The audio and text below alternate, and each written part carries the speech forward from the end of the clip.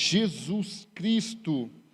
Glória a Deus, que a doce e maravilhosa paz de nosso Senhor Jesus esteja em seu coração nesta noite. Amém, igreja. Glória a Deus. Querido, vou dar um anúncio importante aqui. Amanhã nós estamos aqui na casa do Senhor, no nosso culto de oração, tá bom? Estaremos amanhã a partir das 8 horas da noite. Eu sei que você está preparado para receber a boa palavra do Senhor através da pastora Elilde nesta noite. O pastor está ministrando sobre batalha espiritual. E daqui a pouco ela estará, portanto, ministrando. E hoje é noite de bênçãos. Amanhã também, amanhã 8 horas da noite, nosso culto de oração. Nós temos realizado este culto pelo menos uma vez por mês, aqui na casa do Senhor, aqui na rua João Cheque Pompeu, número 25, no Parque das Nações, na comunidade da família, em Limeira. Amém? Então, queridos, amanhã, 8 horas da noite, tá bom? Esteja conosco, vamos orar, vamos fechar este mês, esta última sexta-feira desse mês, com os nossos joelhos dobrados aqui na casa do Senhor, em espírito e em verdade, buscando a doce presença do Senhor, tá bom? Então esteja conosco amanhã, 8 horas da noite. Também domingo, às 18 horas, nosso culto em família. Nós dizemos que esse culto, nós celebramos a Cristo em família. E a família é a igreja de nosso Senhor Jesus Cristo. Amém? É a igreja de nosso Senhor Jesus Cristo. Amém, igreja? Glória a Deus. Dar um recado aqui aos nossos irmãos que participam conosco do culto online. Querido, tenha a mesma reverência que nós temos aqui na casa do Senhor. Amém? Eu tenho este zelo, irmãos. Quando eu pego, assim, porque eu prestigio realmente o servo de Deus, o profeta de Deus. Porque nós estávamos na casa do Rogério, com a Rebeca.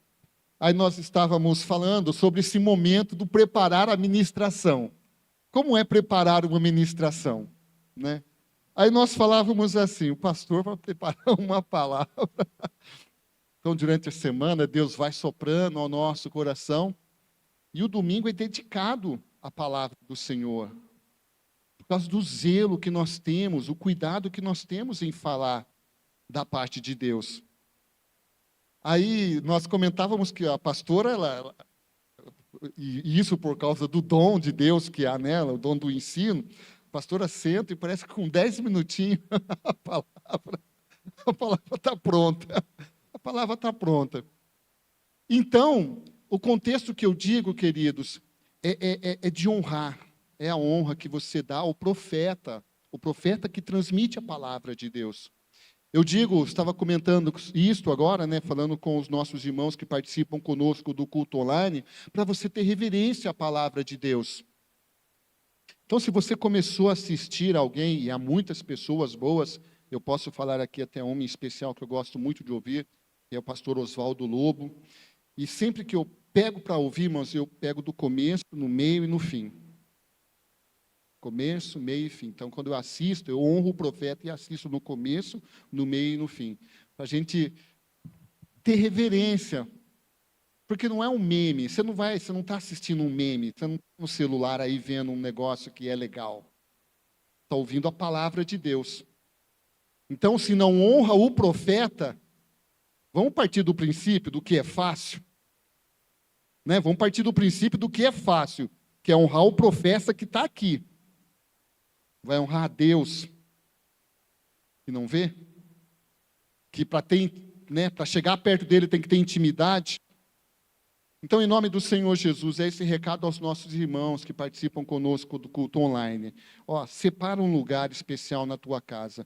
Assista do começo, não é somente assistir, é participar na totalidade do culto e aprender da palavra de Deus. Amém? Já não está aqui na igreja, então, se está em casa, não perde tempo em casa, tá bom? Tenha reverência na sua casa. Porque se não esteve nem aqui, para não ser meia boca, não ser fazer as coisas pela metade, e nem vir na igreja. E aí, quando chegar em casa também, não tenha, meu Deus do céu, O sangue de Jesus tem poder. Amém, igreja? Eu falo porque eu posso falar, porque eu sou o pastor da igreja. Amém? Então, tenha reverência, participe do culto na sua totalidade, em nome do Senhor Jesus. Vem aqui, pastora, glória a Deus, queridos.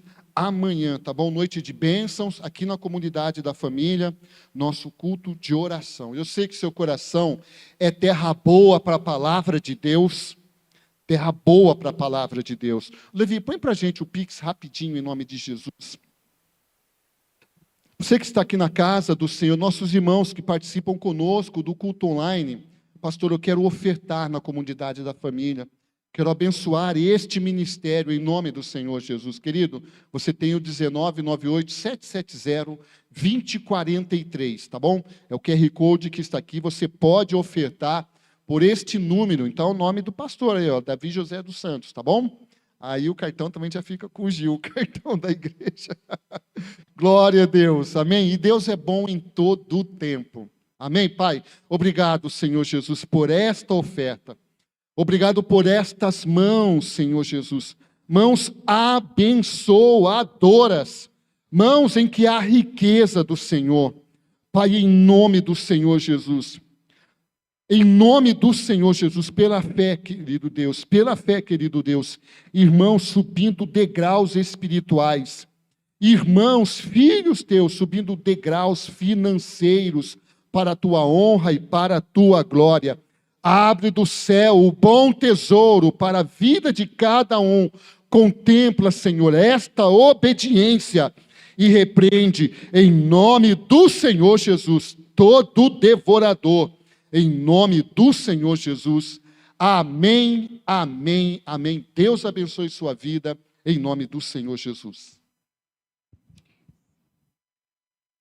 Amém, irmãos. Glória a Deus. Terceira semana deste seminário de batalha espiritual. Eu gostaria que você abrisse a sua Bíblia no livro do profeta Miqueias, no capítulo 5, do versículo 10 ao versículo 15, depois de Daniel,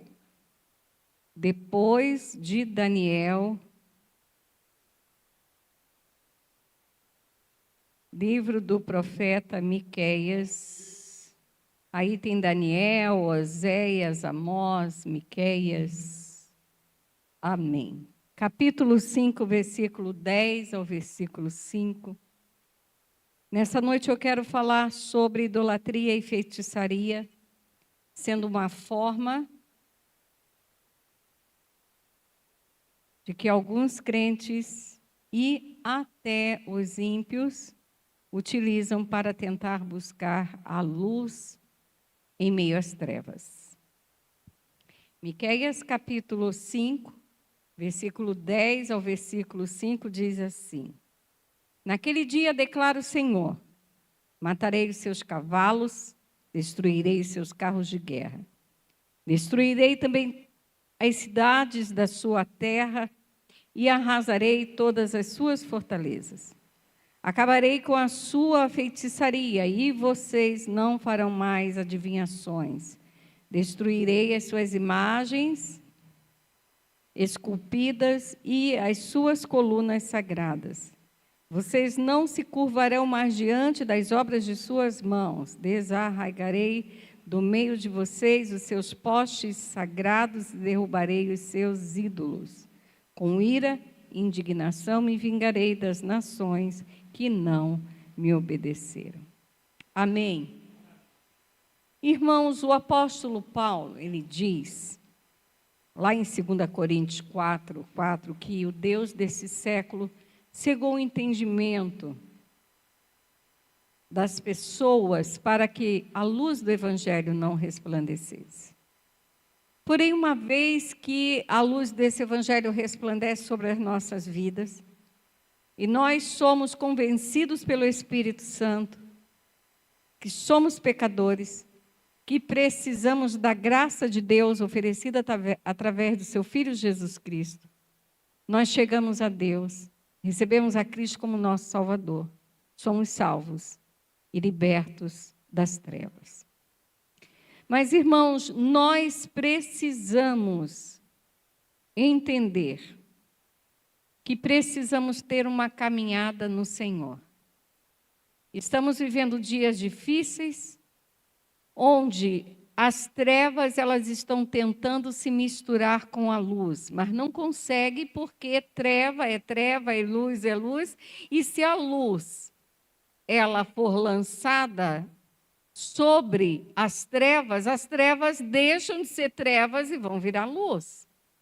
Se você entra no ambiente escuro e você lança a luz, as trevas vão se dissipar. Porém, as trevas, sabendo que não podem se misturar com a luz, as trevas vão tentar pegar os princípios de Deus, as verdades de Deus, estabelecidas na sua palavra, tentar distorcer para que aquele que anda na luz fique confuso e aquele que está nas trevas fique em maiores trevas ainda. Então, nós precisamos entender que estamos no Evangelho do Senhor Jesus para mudar de vida, irmãos. Tudo na nossa vida tem que mudar.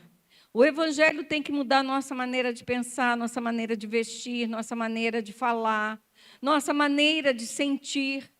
O Evangelho de Jesus, ele vem para mudar todas as coisas.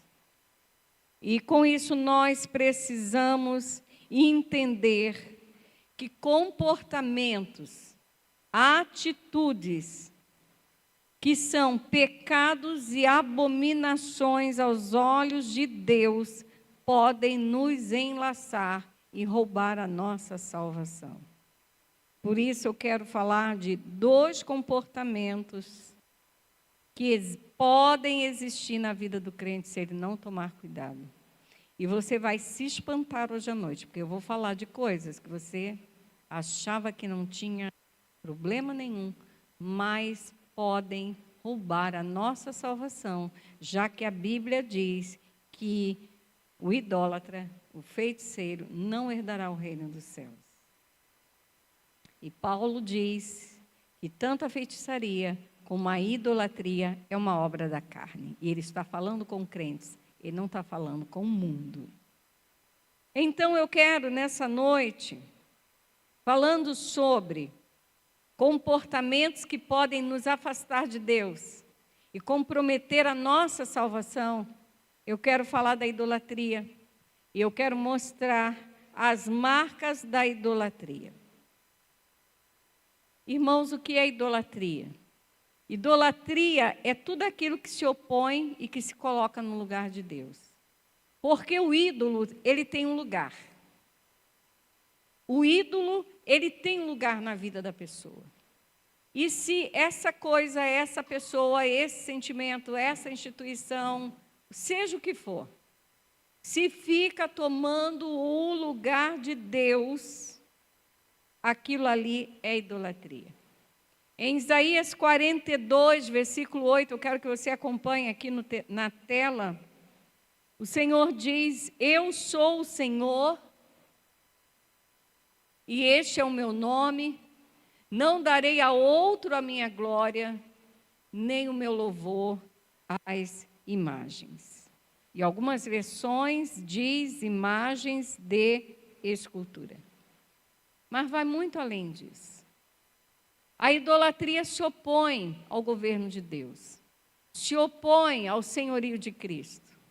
Toda idolatria se opõe a que Deus tenha prioridade. E tudo aquilo que tenta roubar a glória de Deus da nossa vida é idolatria, e o Senhor, Ele não divide a glória dele com ninguém. E eu quero mostrar para os irmãos alguns tipos de idolatria que os crentes gostam de abraçar, achando ainda que são espirituais. A primeira idolatria é a avareza. Pastora, o que é avareza? O que é uma pessoa avarenta? Uma pessoa avarenta é uma pessoa que ela não tem dificuldade financeira. ela não tem falta de recursos. Mas a pessoa tem tanto medo de perder que não desfruta. Que não desfruta o que tem. Isso é avareza. E a avareza, irmãos, é um pecado que tem estado na vida de muitos crentes. Não é só o rico que é avarento. Tem pobre que é avarento.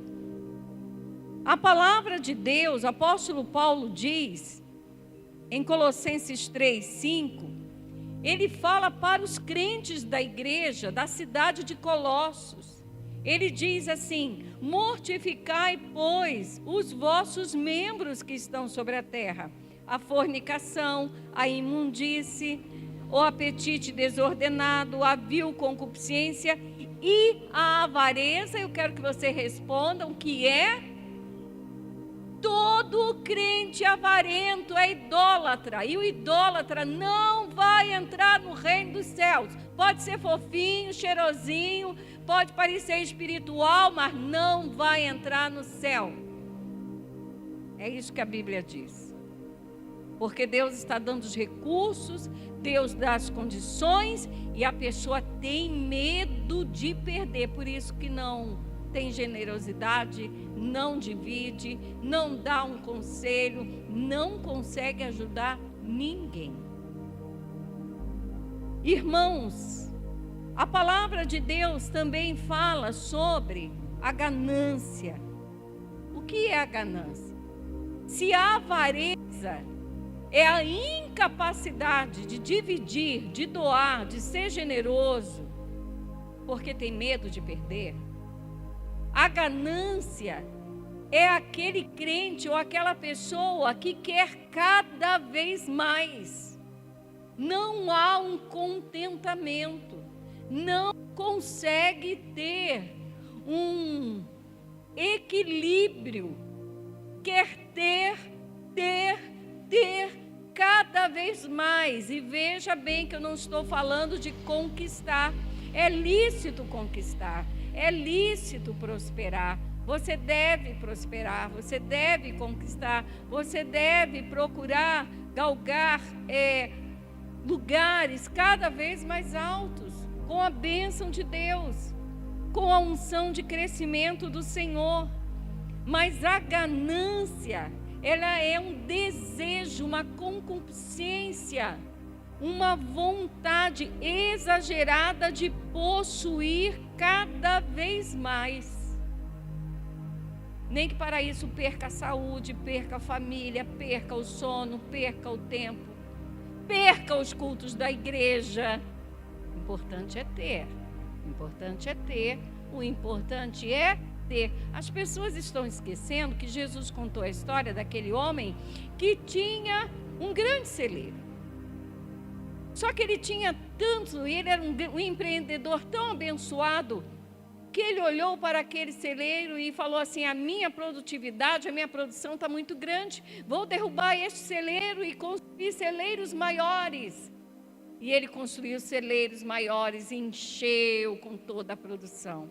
E Jesus disse que aquele homem encostou em um lugar e olhou todos os seus bens e disse: alma, agora pode te regalar, descansar, porque tem bens para muitos anos. Jesus disse: louco, não haverá muitos anos, nem o dia seguinte, porque hoje mesmo pedirão a tua alma. O ganancioso, ele pensa que pode controlar o tempo. Jesus disse: hoje mesmo, não haverá, você está pensando em anos? Você não vai ter o amanhã, porque a tua alma será pedida hoje. A palavra de Deus, em Provérbios capítulo 11, versículo 24, tem uma palavra tanto para o avarento, quanto para o ganancioso, e diz: há quem dê generosamente e vê aumentar as suas riquezas. É verdade, Paulo diz que você deve dar e ser-lhe dado, não é? Uma medida maior, sacudida e transbordante. Transbordante. Sabe, queridos, Provérbios diz: há quem dê generosamente e vê aumentar as suas riquezas, e outros retêm o que deveriam dar e caem na pobreza. Não há pobreza maior do que uma pessoa só ter dinheiro. É só isso que a pessoa tem. A gente que trabalha fora, né? A gente se surpreende com situações interessantes. Um dia eu estava lá no trabalho e na hora do café chegou uma funcionária e disse: gente, tem uma senhora internada em tal hospital aqui na cidade e ela é amiga da minha cunhada e ela está pagando R$200 por noite.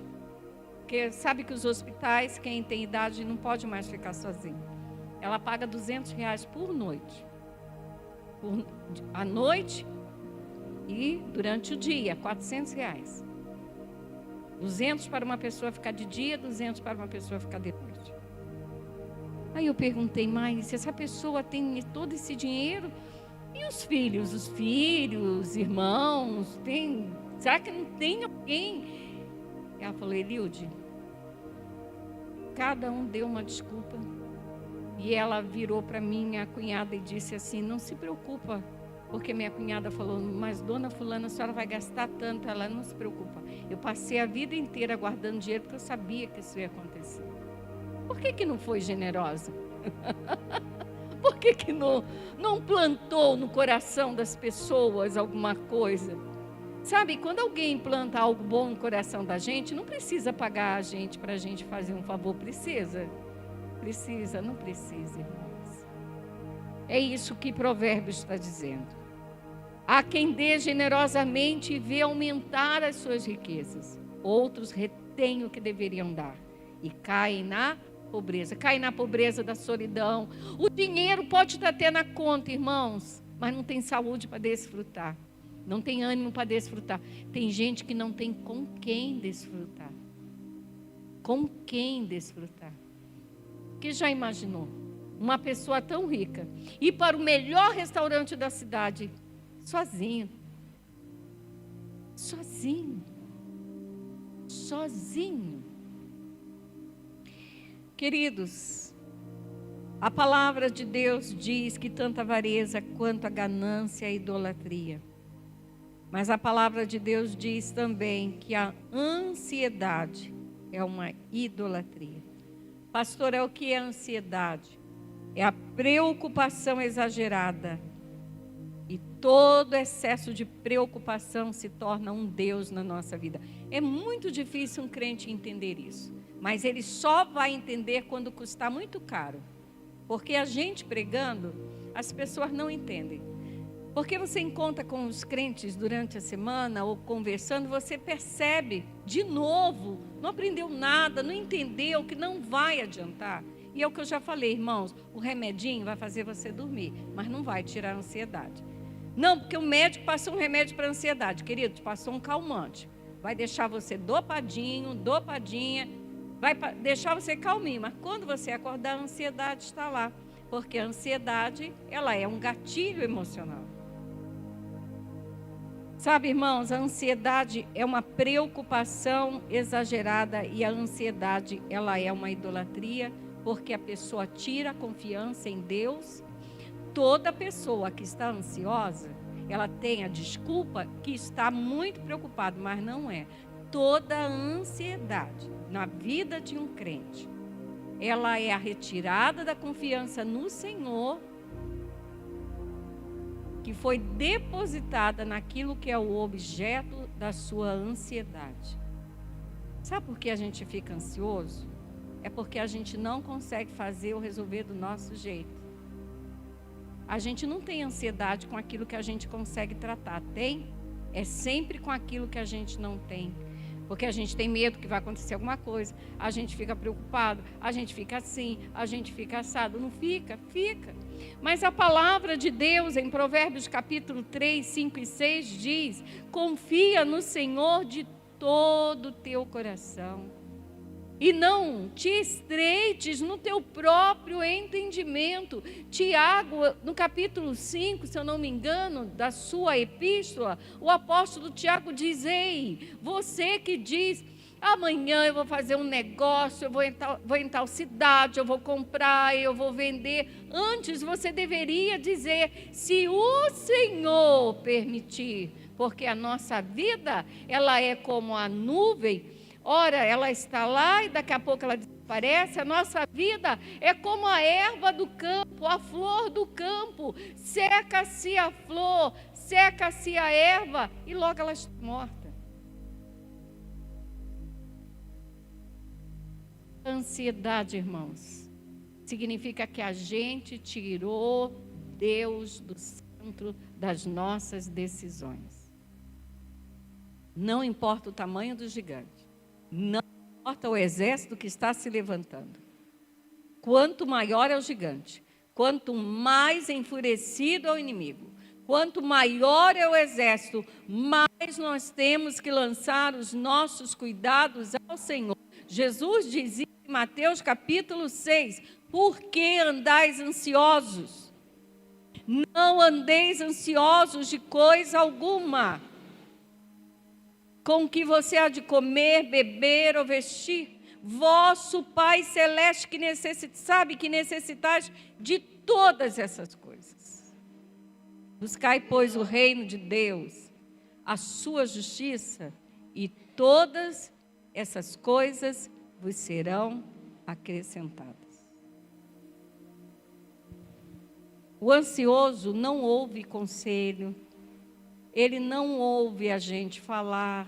O ansioso, ele não enxerga as saídas para o problema que ele tem.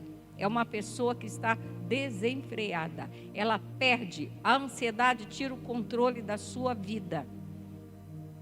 Aquilo que você pensa que você vai controlar, você não consegue, porque a ansiedade ela tira. Porque a ansiedade ela tira das mãos de Deus e deixa na sua. E como a gente não é competente para resolver tudo, a gente perde o controle de uma vez. A ansiedade faz isso. É idolatria. Por isso que Satanás encontra brecha na vida dos crentes. Porque às vezes, irmãos, eu fico pensando, como que tem crente que vive atolado na tribulação? Porque a tribulação, ela é como uma prova. Você estuda, vem a prova, você faz os exames e acabou a prova. Você passou. Não é isso que Tiago diz? Que nós devemos estar alegres e não tristes quando passamos por várias tribulações. Porque a tribulação ou a provação, ela vai ter uma ação completa. Para que nós sejamos perfeitos, Tiago capítulo 1, e íntegros e em nada deficientes. Então a tribulação não é eterna, ela tem um tempo. Mas a ansiedade, ela tira o tempo da tribulação trabalhar. Logo, aquele crente passa pela tribulação, não vence a tribulação e não consegue ser aperfeiçoado. Está sempre falhando, caindo, sendo humilhado nos mesmos problemas, nas mesmas situações. Amém. Aleluia. Queridos, a palavra de Deus diz em Isaías 45, 20, diz assim: congregai, Isaías 45, 20, congregai-vos e vinde, chegai-vos todos juntos, vós que escapastes das nações. Nada sabem os que carregam o lenho das suas imagens de esculturas e fazem súplicas a um Deus que não pode salvar. A idolatria de imagens não é só uma má informação. Ah, coitado. Não sabe a verdade, não, irmãos. É um pecado. É um pecado. Porque a palavra de Deus diz que aquela pessoa não sabe o que está fazendo. Ela está levantando súplicas a um Deus que não pode salvar. Ela está vivendo no engano. Mas esse engano vai levar a pessoa para o inferno. Por isso que quando nós pregamos o Evangelho de Jesus, o Evangelho, irmãos, da forma como ele tem que ser pregada, ele não é agradável. Porque Paulo diz em 1 Coríntios que o Evangelho é loucura para os que se perdem. Então, que negócio é esse que está todo mundo enchendo as igrejas e todo mundo vivendo no esculhambaço do pecado e todo mundo está se sentindo muito bem, como se ninguém estivesse fazendo nada? Porque o Evangelho de Jesus é um confronto, irmãos, porque nós estamos na contramão do céu. Quem está fora do Evangelho de Jesus está na contramão do céu, está indo para o inferno. Não tem como não haver um confronto. A palavra de Deus diz que toda idolatria, imagem de escultura é pecado. É pecado na vida dos que perecem e é pecado na vida dos crentes também. E depois eu vou mostrar para você o resultado disso. Queridos, tudo aquilo que toma o lugar de Deus, que toma o espaço de Deus, o tempo de Deus, a dedicação ao Senhor na minha e na sua vida, é idolatria. Qualquer fanatismo, qualquer coisa, religião, time de futebol, partido político, artista de TV, cantores, todo fanatismo é idolatria. É idolatria. Tomou o lugar de Deus? Tomou o tempo que era do Senhor? É idolatria. É por isso que a vida de alguns crentes não avança. Tem crente que não consegue vencer sozinho os problemas, não consegue resolver, não consegue ter abundância na vida, porque há idolatria na vida daquela pessoa. A idolatria. Agora eu vou mostrar para você por quê. Todo ídolo, ele vai arrastar junto consigo a personalidade de um demônio. Tem antes de eu falar o que eu vou falar, Salmo 115, versículo 4 a 8, preste atenção nesse texto. Salmo 115. Versículo 4 a 8 diz assim, ó. Prata e ouro são os ídolos deles, obras das mãos dos homens. Tem boca, não falam, tem olhos e não veem. Tem ouvidos e não ouvem, tem nariz e não cheiram, suas mãos não apalpam, seus pés não andam, som nenhum sai da sua garganta. Vamos parar aí. Tem uns crentes que dizem assim, ó. Mas a palavra de Deus diz que o ídolo não é nada. Ele não faz nada. Aquilo é uma coisa morta. Presta atenção. Mas o texto continua. E o salmista diz: tornem-se semelhantes a eles os que fazem o que os fazem e quantos neles confiam.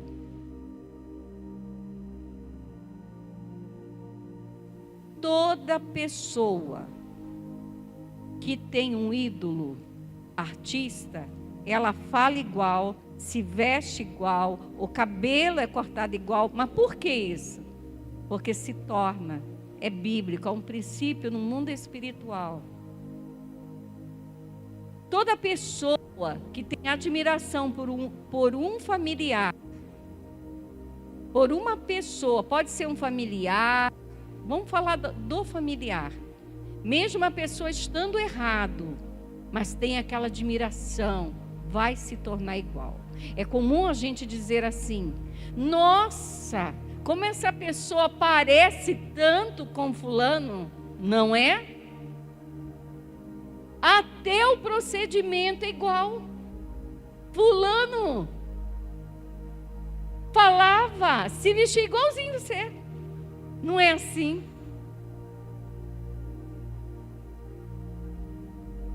Há uma personalidade num ídolo, irmãos. E quem tem o ídolo se torna como ele. É isso que a palavra de Deus diz. E a palavra diz que também a pessoa se torna inútil, porque ela é cega, ela é surda e ela é muda espiritualmente. O ídolo na vida de um crente anula o crente, ele vira um Acabe. Não serve para nada, porque quem manipulava o governo era Jezabel. Ele só tinha o trono e o nome de rei. Quem manipulava era Jezabel. É a mesma coisa. Sabe, irmãos, a palavra de Deus é muito clara e a gente tem que tomar muito cuidado. Porque Paulo, ele não está falando com o mundo, ele está falando com a igreja. Os salmos não foram escritos para os gentios, foram escritos para o povo de Deus. A Bíblia não foi escrita para o ímpio, ela foi escrita para o povo de Deus. Então, tudo diz respeito a nós. Cuidado com as admirações. Cuidado com honras. Honras. Cuidado com as honras. Honra a quem verdadeiramente merece honra. Não confunda a honra com respeito, mas cuidado com a honra. Se a honra não está te cegando ao ponto da honra se transformar numa idolatria e você se tornar igual. É isso que a palavra de Deus está dizendo. E sabe qual é o problema da idolatria, irmãos? Ela atrai demônios para a nossa casa, para a nossa família, para qualquer ambiente onde nós estamos. O apóstolo Paulo, em 1 Coríntios, capítulo 10, versículo 19 e 21, diz assim: digo isto, pois, que o sacrificado ao ídolo é alguma coisa? É quando o povo diz assim: eu comi, eu fiz aquilo que foi oferecido e tal, isso não tem nada a ver. Né? O negócio já é antigo, a desculpa. E aí o apóstolo Paulo diz: ou que o próprio ídolo tem algum valor? Não, não tem, porque ele tem boca, mas não fala. Não é um Deus, não é uma pessoa, mas preste atenção. Antes digo que as coisas que eles sacrificam é a demônios. Paulo está dizendo que por trás de cada ídolo há um demônio. E não a Deus. E eu não quero que vos associeis aos demônios. Não podeis beber o cálice do Senhor e o cálice dos demônios. Não podeis ser participante da mesa do Senhor e da mesa dos demônios. Há muitos anos atrás, foi lançado um livro chamado Porcos na Sala.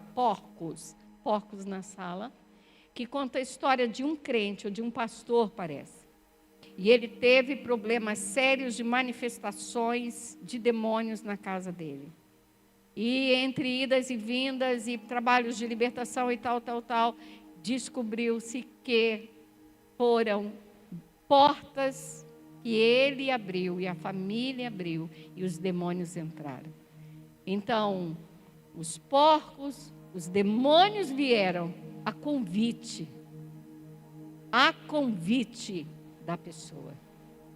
Elas foram permissivas.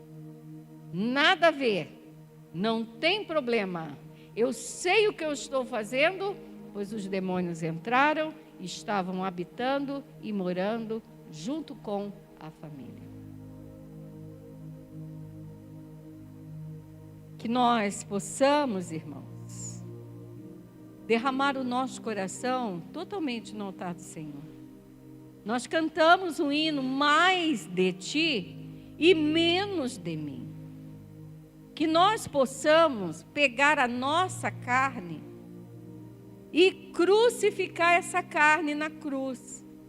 Porque se é mais dele e menos de mim, é como Paulo falou, eu já fui crucificado com Cristo e agora não vivo eu, mas Cristo vive em mim. Será que Jesus assumiu a personalidade de Paulo? Não. Paulo está querendo falar da obediência, da sua obediência, do seu modo de vida, seu modo de pensar, a maneira como ele desenvolve a vida, o ministério, a vida pessoal, era tudo coerente, alinhado com a vontade de Deus. É isso que ele está. Isso é vida cristã. O resto, irmãos, é perder tempo na igreja e no final vai para o inferno. Você está entendendo? Esse é o Evangelho de Jesus. Eu não conheço outro. Eu não conheço outro.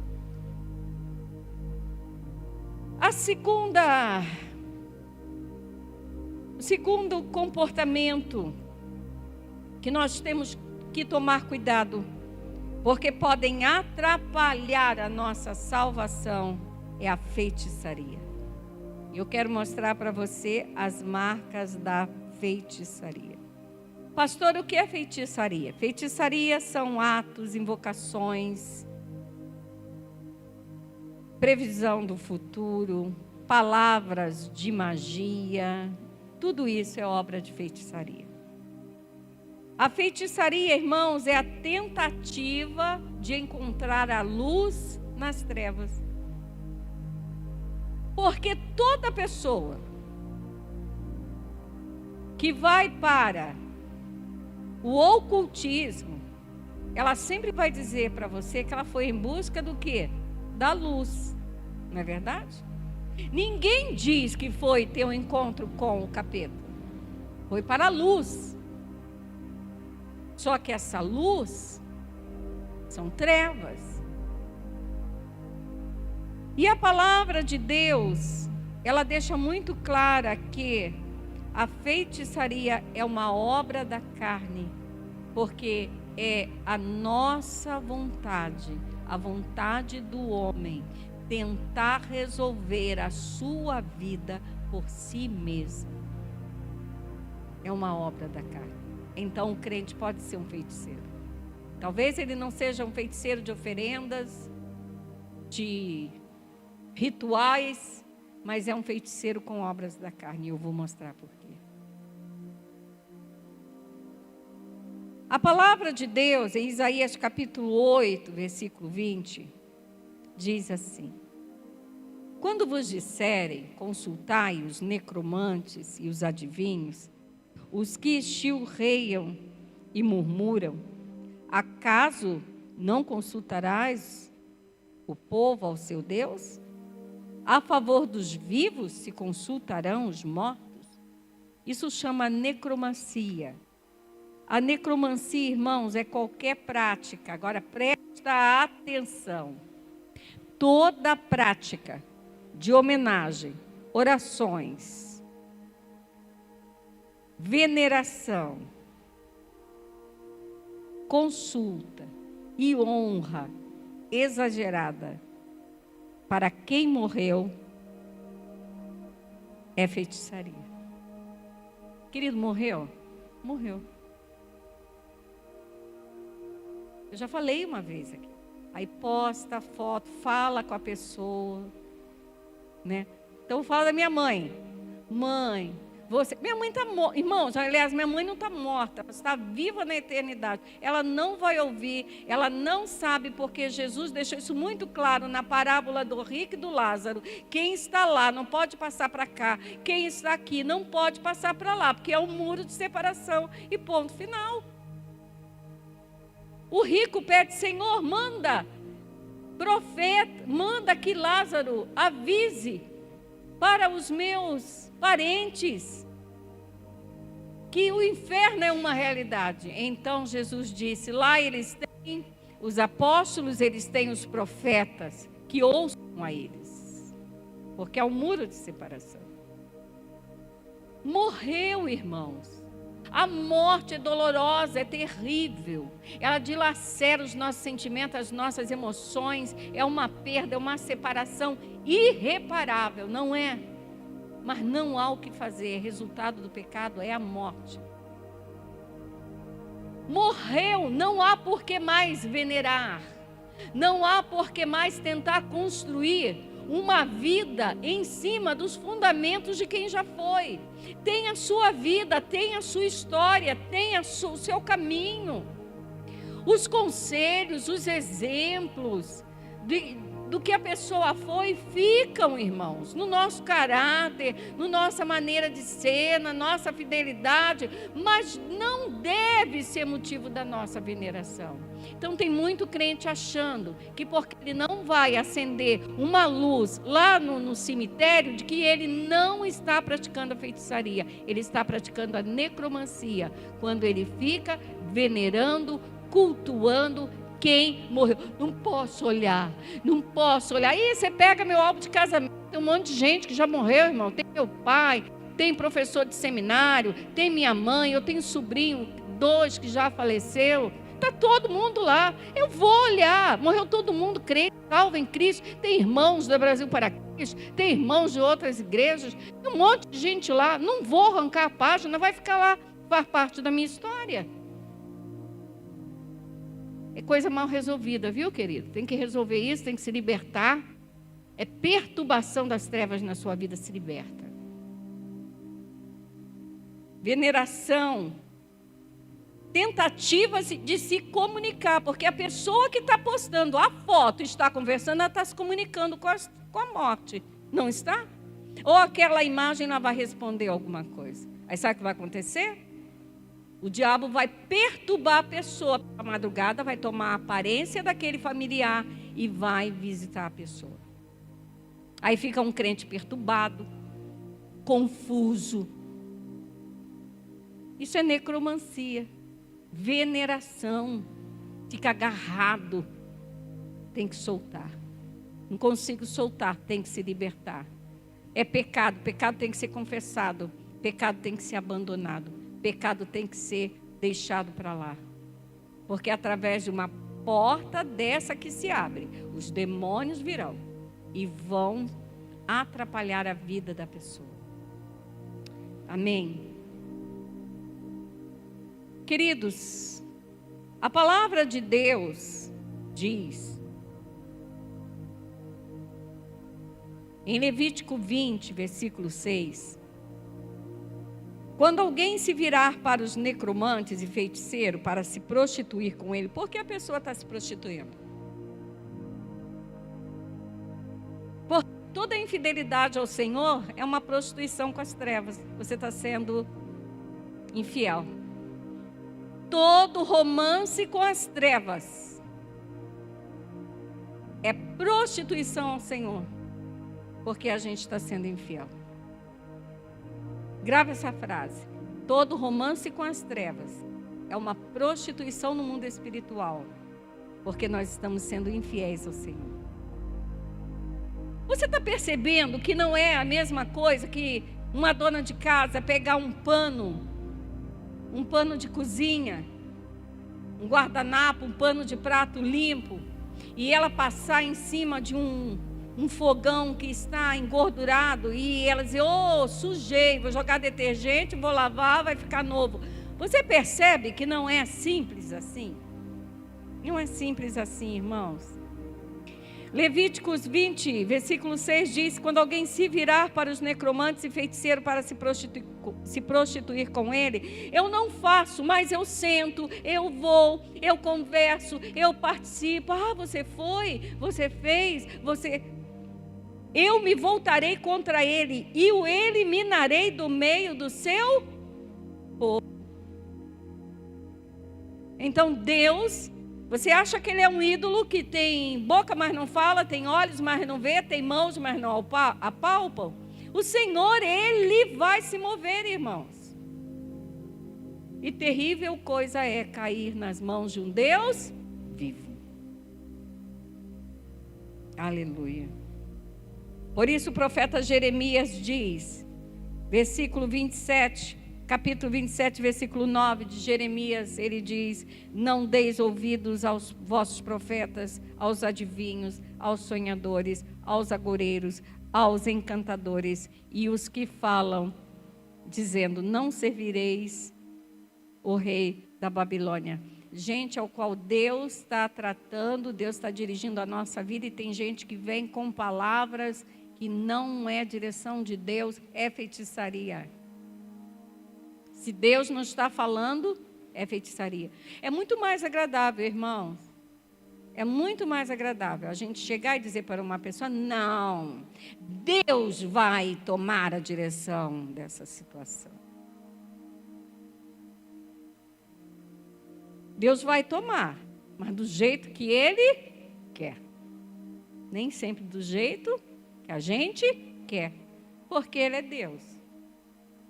Por isso, Jeremias diz que todo sonhador, todo adivinho, todo agoureiro, todo encantador, todo profeta que diz o contrário do que Deus está dizendo, é um feiticeiro, e que você não tem que dar ouvidos. É muito difícil de falar uma verdade. É difícil falar uma verdade. Tem uma irmã aqui da igreja, hoje mesmo eu conversei com ela, eu estou sempre conversando com ela. E ela, toda semana eu pergunto se ela vem no culto e tal, a gente tem que passar, pegar, daí ela, estou desanimada, estou triste, não consigo levantar, não...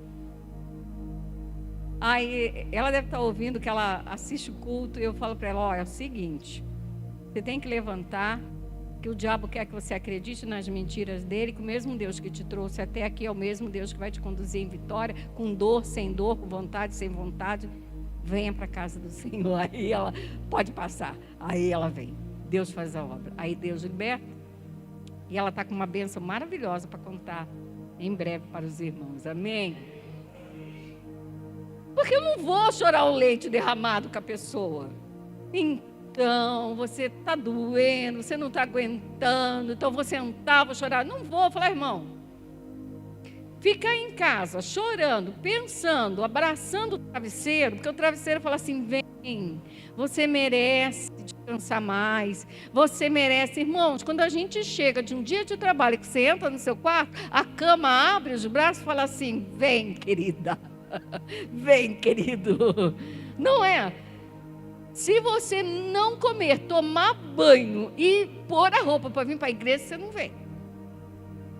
Porque aí o cansaço vem. Aí você pensa assim: só um dia. Não é? É assim. A verdade, irmãos, é difícil. Mas a palavra do Senhor não é uma palavra de feitiçaria. Ela é uma palavra que se cumpre. Amém. Eu quero encerrar terminando com duas manifestações de feitiçaria. Uma você vai ficar chocado. Os sacrifícios pagãos. 2 Reis, capítulo 17, versículo 17 diz: Também queimaram seus filhos, suas filhas como sacrifício, deram-se à prática de adivinhações, criam agouros e venderam-se para fazer o que era mal perante o Senhor, para provocarem a ira. Sacrifício pagão. A palavra M-I-S-S-A, você sabe o que é M-I-S-S-A? M-I. É, isso aí, adivinharam. Vamos juntar essa palavrinha, que eu não posso falar pelo que eu vou falar. M-I-S-S-A, né? M-I-S-S-A. Significa sacrifício, essa palavra significa sacrifício. Fala para ela o que é. Sabe o que é? Então, essa palavrinha M-I-S-S-A, essa palavra significa sacrifício. Então, todas as vezes, naquela religião que pratica M-I-S-S-A, Ali não tem culto, ali tem MISSA, que a palavra significa sacrifício. Não é culto, não é adoração, é sacrifício. Por isso que eles não podem mastigar o que é oferecido no sacrifício. Porque é um sacrifício que está personificado naquela bolachinha que não pode comer. Que é tão inocente. Agora eu vou mostrar para você como é pecado. Por isso atrai demônios. Crente que acha tão bonitinho. E tem crente que até vai. Porque alguém convidou, alguém foi. Eu sou terrivelmente contra. Olha só. Por que nós vamos sacrificar Jesus em todos os cultos? A ceia do Senhor não é a lembrança do sacrifício, mas é a lembrança do quê? Da sua morte e fazer isso em memória até que ele... É essa ênfase que é dada no MISSA? Não, é dado ênfase somente no sacrifício. E por que eu não posso sacrificar Jesus em todos os cultos? Hebreus capítulo 9, versículo 11 e 12 diz: E assim, presta atenção, todo sacerdote aparece a cada dia ministrando e oferecendo, muitas vezes, os mesmos sacrifícios que não podem tirar pecados. Mas este, aí é Jesus, havendo oferecido para sempre o único sacrifício pelos pecados, está sentado à destra de Deus. Ele não está sendo morto em todos os cultos. Por isso que os nossos cultos não são sacrifícios, são cultos de adorar. Porque você está adorando a um Deus e não a um Deus. Por isso que nós não podemos ter ele pregado em nenhum lugar aqui. Primeiro, por ser uma imagem, e segundo, porque não representa quem ele é, porque a Bíblia diz que ele está sentado vivo à destra de... Então, quando eu estou fazendo um sacrifício pagão, eu estou atraindo demônios sobre a minha vida. Ai, mas aquele meu parente, aquele meu conhecido, aquele meu amigo, nossa, ele é tão dedicado, meu querido, está em pecado, está atraindo demônios, a vida dele vai ser uma vida arrasada. Se a pessoa verdadeiramente não tiver o encontro com Cristo, ser salvo de verdade, e vai ter que abandonar e romper com tudo aquilo, aquela pessoa vai te comprometer, vai deixar a sua vida enlaçada e embaraçada, junto com a vida daquela pessoa, porque ela se torna como aquilo que ela adora. Tem boca, mas não fala, tem olhos, mas não vê, tem mãos e não apalpam, tem ouvidos e não ouve.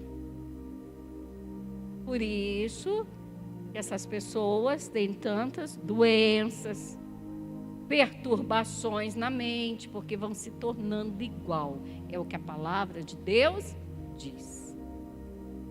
Por isso eu não entendo. A pessoa está no caminho das trevas, veio para a luz, não tem libertação, demônio não saiu, ou não entendo o que é isso. Não é uma mudança de rota. É uma mudança de reino. Diga assim, salvação é mudança de reino. Sabe o que Paulo diz? Que ele nos tirou do império das trevas e nos trouxe para o reino do Filho do seu amor.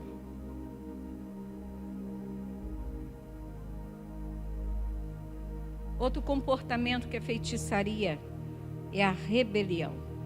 A rebelião é uma afronta diretamente a Deus. Sabe que todo rebelde, ele vai quebrar princípios. Todo.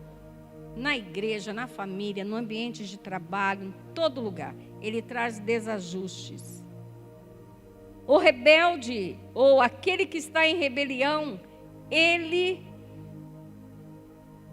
rejeita o senhorio de Deus sobre a vida dele. Não aceita o que a Bíblia diz, não quer dirigir a sua vida conforme a palavra de Deus está ensinando. E a palavra de Deus diz que a rebelião é como o pecado de feitiçaria. Sabe, irmãos, todas as vezes que você não concorda com algo que a palavra de Deus diz, primeiro que a palavra de Deus não está nem aí, nem para mim, nem para você, nem tchum, nem liga, não está nem aí, ela não vai mudar, ela não volta vazia, ela não passará, passarão os céus e a terra, eu e você vamos morrer, minhoca vai comer, vamos ficar, os nossos ossos mortais serão recolhidos ou largados numa vala, não sei nem para onde que vai parar, mas a palavra do Senhor permanecerá para sempre, e lá no final ela vai nos julgar. Então, queridos, não se rebele contra aquilo que Deus diz. Não tenha a amarga experiência de dizer no seu coração: eu não concordo com isso. Continue com uma vida de rebelião, onde a palavra de Deus está instruindo e você insiste em andar pelo caminho que você quer. Continue. Você que está aqui na igreja, você que está em casa, você que vai assistir em outro momento, continue, porque essa mesma palavra vai te encontrar na eternidade e ela vai te julgar, ela vai me julgar, ela vai nos julgar. Porque o rebelde, o rebelde não vai entrar no reino dos céus. O avarento não vai entrar no reino dos céus. O ganancioso não vai entrar no reino dos céus. Toda a prática de pecado que nos afasta de Deus, essa pessoa não vai entrar no reino dos céus. Quer a gente concorde, quer não, quer a gente entenda, quer não entrará no reino eterno de nosso Senhor Jesus Cristo. Por isso que a vida cristã é uma batalha espiritual, irmãos. Porque não é fácil, é fácil? É fácil, irmão. A gente se separar da família? É fácil. É fácil você dizer não a alguns convites? É fácil. Não é, irmãos. É fácil você deixar de sentar em algumas mesas? Não é fácil. É fácil você não convidar alguns para a sua mesa? Também não é fácil. Não é não, irmãos. É fácil mudar a nossa maneira de pensar e viver? Não é. Por isso nós vivemos numa batalha espiritual, porque nesta guerra entre o bem e o mal, Satanás vai procurar de todas as maneiras nos desviar do plano de Deus, nos tirar da luz para nos embaraçar nas trevas. É isso que ele vai tentar fazer. E terão dias fáceis, terão dias difíceis. Às vezes nós seremos agradáveis, às vezes nós seremos desagradáveis. Porque o que você tem para defender é muito maior do que uma amizade, é muito maior do que um sentimento por alguém, é muito maior do que a obtenção de um título, de um favor, de alcançar alguma coisa nesse mundo, que é a nossa salvação. Pastora, qual é o segredo? O segredo, eu vou terminar. 1 João capítulo 1, eu quero que nós vamos ler juntos? Vamos ler aqui no telão? 1 João capítulo 1, versículo 5 a 7. Vamos ler juntos, na hora que a Esté colocar, olha só. Você que está em casa pode ler também. Vamos ler. 1, 2, 3. E esta é a mensagem que dele ouvimos e vos anunciamos, que Deus é luz e não há nele trevas nenhuma, não há exceção. Eu sou a exceção, pastora. Não há, só tem regras. Agora, se dissermos que temos comunhão com ele, ele é o quê? Luz. Continuemos. E andarmos em trevas, olha a lapada. Mentimos e não praticamos a verdade. Versículo 7. Mas se andarmos na luz, como ele na luz está, então eu não estou em trevas, eu estou andando com ele na luz, porque ele está na luz, eu também estou na luz. Continuando, temos comunhão uns com os outros, e o sangue de Jesus Cristo, seu Filho, nos purifica de todo o pecado. Pronto. Gente, andando na luz, em comunhão com Ele, eu ainda preciso do sangue dele para purificar, me purificar de todo o pecado. Imagina eu andando em trevas. Dorme com esse babado hoje que eu quero ver. Dorme com isso. É um pouquinho de treva, uma trevinha só. Não existe isso, irmãos. A feitiçaria e a idolatria na vida do crente ou na vida do ímpio é a tentativa de buscar a luz lá nas trevas. Agora, o mundo jaz no maligno, está enganado. E você? Se está na luz? Sabe, irmãos, eu cheguei a uma conclusão. Porque a Bíblia, ela não pode mentir. Se o crente não quer entender isso, é porque ele não está na luz. Eu não vou perder meu tempo com um crente que não quer andar na luz. Ele está nas trevas. Ele está nas trevas e ele está cego. Não serei eu, nem você que vamos conseguir tirar aquela pessoa dessa situação. Ele tem que andar na luz. Ela tem que andar na luz. E ponto final. Este é o segredo. Se nós andamos na luz, em comunhão com Cristo que é a luz, não praticamos o pecado, não há trevas em nós. A verdade, não está dizendo que nós somos perfeitos, mas a verdade está em nós. O sangue de Jesus vai nos purificando, irmãos, porque nós temos falhas, nós temos defeitos, somos limitados, não é isso? Mas o sangue de Cristo nos purifica, o Senhor nos ajuda, porque quem está na luz, irmãos, quando tem alguma coisa errada na vida dele, a luz de Jesus já mostra para ele. Aí ele discerne, ele se arrepende, ele aprende, ele abandona, ele muda, pede ajuda. Até porque, se ele está na luz, ele está na comunhão dos santos. Se ele está em trevas, não é porque choveu, não é porque está doente, não é porque está cansado, não é porque não tem tempo, é porque está nas trevas. Aprende isso, nunca mais você esqueça. Diga para as pessoas quando você puder, você não vai, é porque você está em trevas, é o que a palavra de Deus diz. O resto, irmãos, é só desculpa. Esse é o Evangelho de Jesus. É essa igreja que Jesus veio buscar. É essa igreja que anda na luz. Vamos andar na luz, irmãos, para que os demônios não tenham oportunidade de entrar na nossa vida. Porque nos atacar eles vão.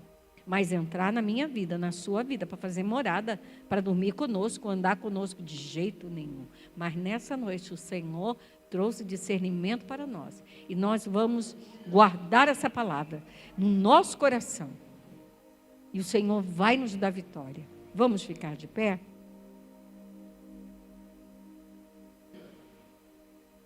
Querido, eu quero orar por você nessa noite, porque eu sei que o Espírito Santo, talvez nem toda a palavra falou para você, mas alguma parte da palavra, ou toda ela, ou a metade dela, ou algumas coisas que você não estava entendendo, o Espírito Santo nessa noite discerniu para você. E às vezes, irmãos, o aprendizado é para a gente ensinar a outra pessoa, os outros, né? Então nessa noite eu quero orar, eu quero que você coloque a mão no seu coração. Você que está na sua casa também, Pai, muito obrigada, Jesus. Obrigada por essa palavra, porque tudo que foi dito aqui não é palavra de homem, mas é fundamentado na palavra do Senhor.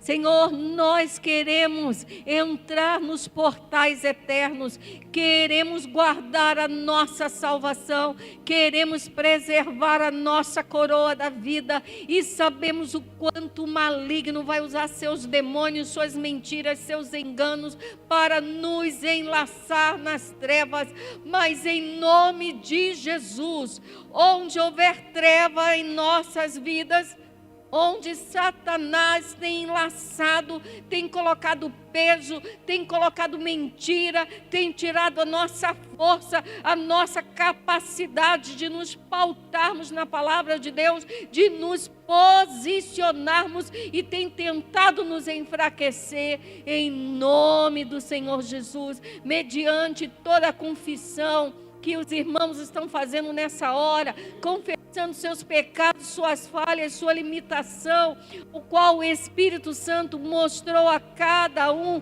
em o nome do Senhor Jesus. Eu dou uma voz de comando: espírito enganador, espírito sugador de força, espírito que tem tirado a autoridade por causa do pecado, por causa da falta de discernimento, espírito que tem entrado na saúde, que tem entrado nas finanças, que tem entrado no ambiente familiar, que tem desestruturado os ambientes familiares, em nome do Senhor Jesus, eu te dou uma voz de comando: toda operação das trevas, em nome de Jesus, saia dessa família, saia daquele lar, saia do ambiente de trabalho, saia dos ministérios da igreja do Senhor, saia das nossas vidas. Eu estou te ordenando, nesse momento eu digo: bata em retirada agora, saia daí em nome de Jesus,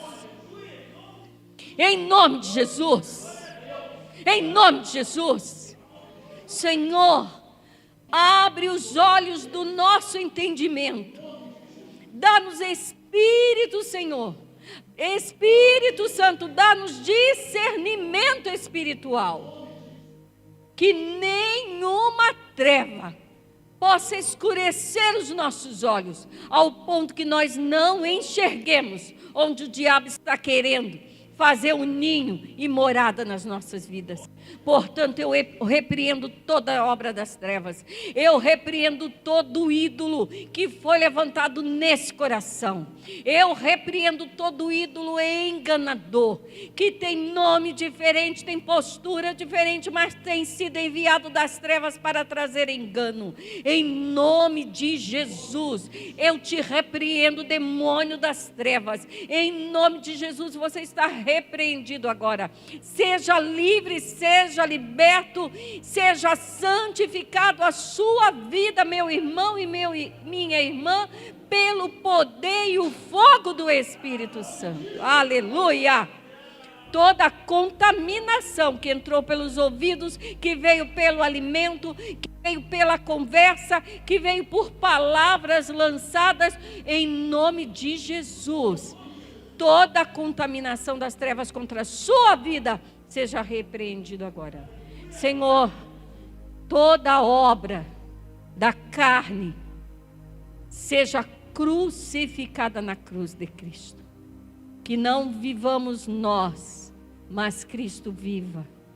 Que nós venhamos a diminuir e Ele cresça em nossas vidas, cada dia mais, em nome de Jesus. Amém. Amém, irmãos. Louve e glorifica o Senhor, porque Ele é bom. Aleluia. Aleluia.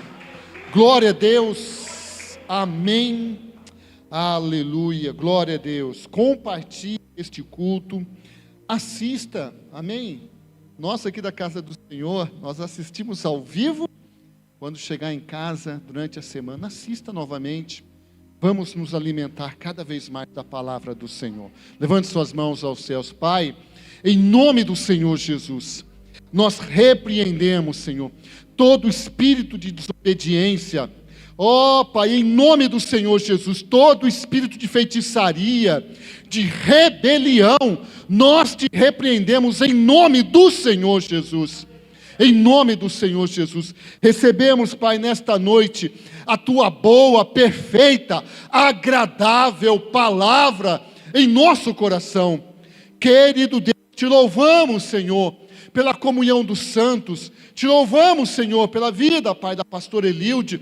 Te louvamos, Senhor Jesus, por sermos corpo de Cristo, igreja de nosso Senhor Jesus Cristo. Pai, guarda-nos, Senhor, no caminho para casa. E desde já, Pai, em nome do Senhor Jesus, uma sexta-feira abençoada, um final de semana abençoado, em nome do Senhor Jesus, em nome do Senhor Jesus. Amém, amém, amém. Que o grande amor de Deus e as doces consolações do Espírito Santo sejam derramadas eternamente sobre a sua vida.